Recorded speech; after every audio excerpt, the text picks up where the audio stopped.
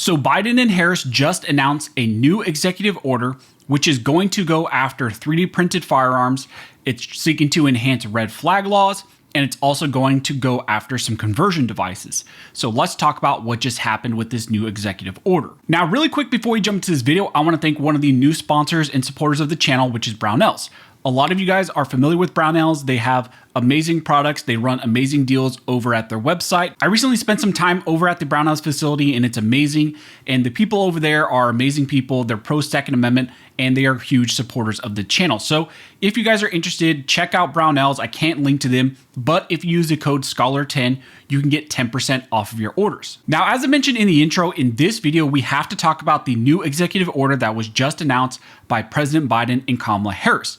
This new executive order seeks to put in place national gun control through a new executive order, and it's going to target some specific things. President Biden and Kamala Harris are doing this through the new White House executive agency, which is the White House Office of Gun Violence Prevention, which is currently headed by Vice President Harris. We all knew that leading up to the election, we would see new calls for gun control pop up. Kamala Harris has gone on a campaign talking about the Second Amendment, how she's pro-gun and how she doesn't want to ban any guns. But then now today we have an executive order that is seeking to target 3D printed firearms, some unfinished firearms. It's seeking to enhance red flag laws through more money and incentive for certain states. And it's also going to go after some conversion devices as well. This new executive order essentially directs federal agencies like the ATF, the FBI, DOJ, and others to essentially combat emerging firearms threats. So they claim that there are new technologies and new firearms emerging threats that they want to target more specifically.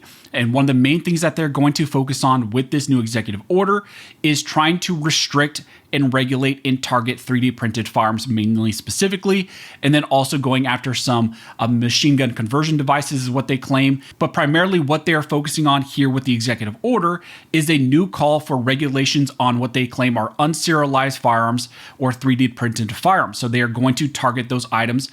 Now you may recall that through the ATF's unfinished frames and receivers rule, when the ATF first put in place that rule, when they had the proposed rule, they did try to target 3D printed firearms, but there was a bunch of pushback against that.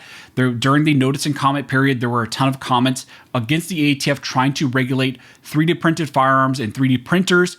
And so what the ATF decided to do with that rule was pull that language out. So they did not target 3D printed firearms through the final rule. But now it seems like the executive agencies here are going to target them more specifically through this new executive order, which is being pushed by Biden and Harris. So the announcement states that today, President Biden and Vice President Harris are announcing a new executive order directing federal agencies to improve school-based active shooter drills and combat the emerging threats of machine gun conversion devices and unserialized 3D printed firearms, as well as additional executive actions to advance the Biden-Harris administration's agenda to reduce gun violence and save lives. So through this executive order, they state that they're going to do multiple things. It states that President Biden is signing an executive order to accelerate progress on two key priorities: combating emergency firearms threats and improving school-based active shooter drills. And then it says that combating emergency firearms threats, and this is what they're going to do. It states that in April 2021, one of Biden and Harris administration's first executive actions to reduce gun violence was to address the emerging threat of firearms without serial numbers, often referred to as ghost guns. So there they're talking about the new unfinished frames and receivers rule that was put in place by the ATF. And then they also state that back then the ATF established a new office or a new center, which is the Emerging Threats Center.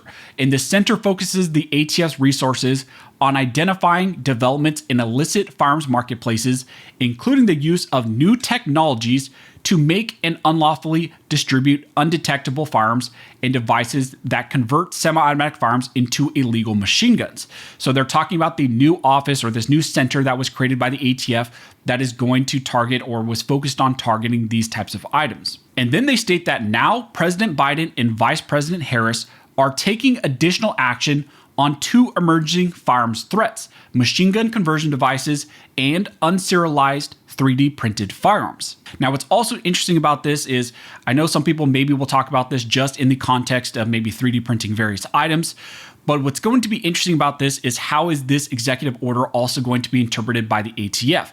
Is this going to make the ATF still more aggressive going after things like force reset triggers, maybe binary triggers, and other types of technologies and devices that are out there on the market. You may recall that right now there is an FRT lawsuit that has gone through the district courts out of the Fifth Circuit. Judge Reed O'Connor had an issue in front of him, and he struck down the ATF's FRT restrictions. That is currently being appealed up to the Fifth Circuit. So even the ATF's restrictions on FRTs has faced a lot of pushback in the courts, is being reviewed by the Fifth Circuit, but that doesn't mean that the Biden administration is not going to try to do this through other means, maybe not directly through an ATF rulemaking, but maybe through executive orders. They then go on to talk about unserialized 3D printed firearms, and here's probably one of the biggest impacts that this executive order is going to have. It states that in this executive order, President Biden is establishing an emerging firearms threats task force consisting of leadership from key federal departments and agencies.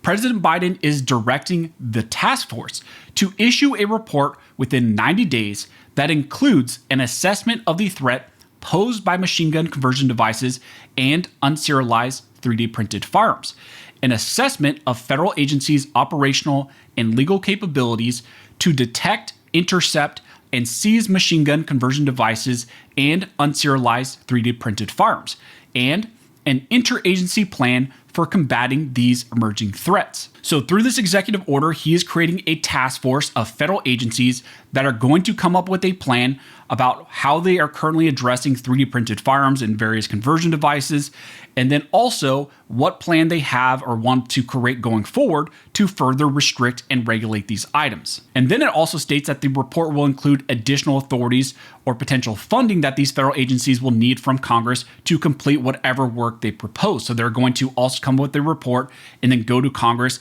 and ask for more money for ATF agencies or the FBI or DOJ or whoever who are going to be part of this task force to go after these types of items, potentially like 3D printed firearms. And then there's another thing that's included in this executive order that's probably going to get overlooked by some people, but it's going to be a significant problem.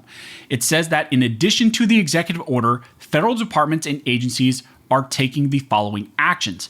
And then it talks about promoting safe gun storage and also red flag laws.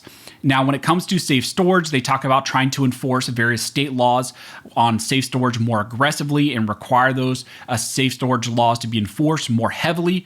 And then also they talk about red flag laws. And you may recall that through the Bipartisan Safer Communities Act, there was an incentive included in that piece of legislation where there would be federal funding that was held out like a carrot to various states to either enforce the red flag laws that they already have more aggressively, or to create their own state level red flag laws if they didn't have it. And through this executive order, it states that the Department of Justice is announcing over $135 million in formula awards to 48 states under the Bryan State Crisis Intervention Program.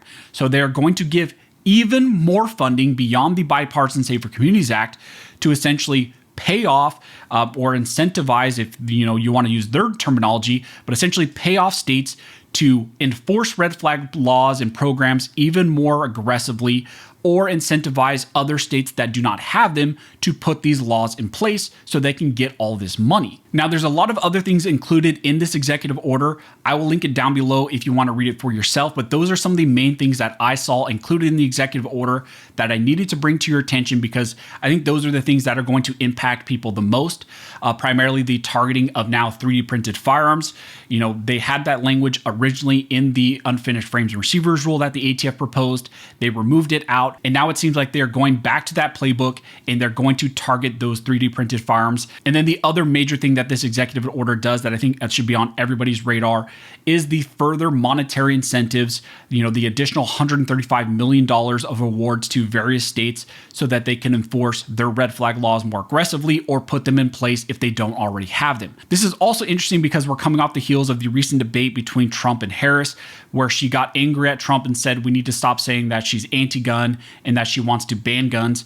And then just a few weeks later, now you have her heading this office, heading the executive orders, essentially targeting more gun control nationwide. So I wanted to bring this to your guys' attention because once again, the anti-gun agenda is spinning up. So if you guys have any questions, go ahead and comment down below and I will try to answer to the best of my ability. Also, if you like this video and you would like to support the channel, one of the best ways to do that is to like, comment, and subscribe. All those things help to fuel the algorithm, and it signals to YouTube that you guys see value, in these videos and in this type of 2A news. But as always, thank you all for watching. Don't forget to like and subscribe. And never forget, this nation was built by armed scholars, and this nation will be maintained by armed scholars.